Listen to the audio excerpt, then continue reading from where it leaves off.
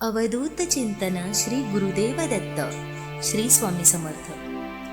स्वामी म्हणतात, बाळा, मला माहित आहे तुझ्या इच्छा मी पूर्ण करत नाही, म्हणूनच तू माझी ही अमृतवाणी ऐकायला आला आहेस.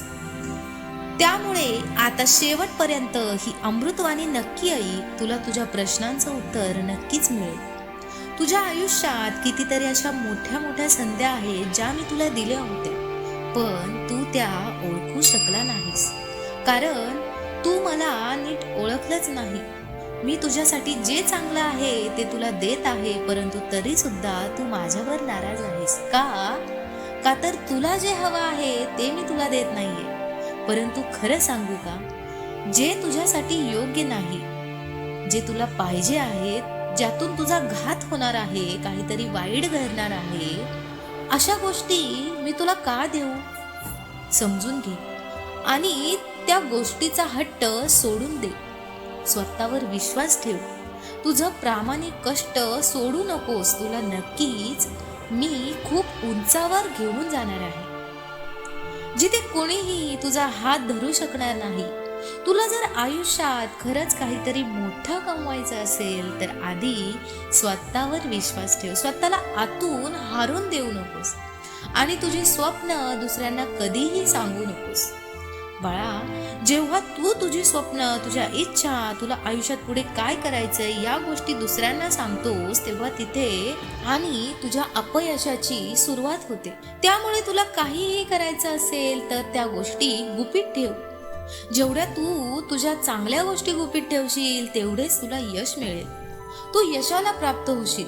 बाळा, दिवसाची सुरुवात जशी सूर्योदयाने होते तशी रात्र ही सूर्यास्ताने होते. कोणतीही गोष्ट ही कायम नसते. आज सुख आहे तर उद्या दुःख आहे. आज दुःख आहे तर उद्या सुख येणारच आहे. परंतु सुखामध्ये पण शांत राहणं आणि दुःखामध्ये पण स्वतःला सावरून घेणं तितकंच गरजेचं आहे. तू जर सुख आणि दुःख या दोन्ही गोष्टी संतुलनात ठेवायला शिकला तर तुला तुझ्या आयुष्यात यशस्वी होण्यापासून कोणीच रोखू शकणार नाही. आणि तुझं हे यश ना की फक्त लौकिक असेल, ते परलौकिक सुद्धा असेल.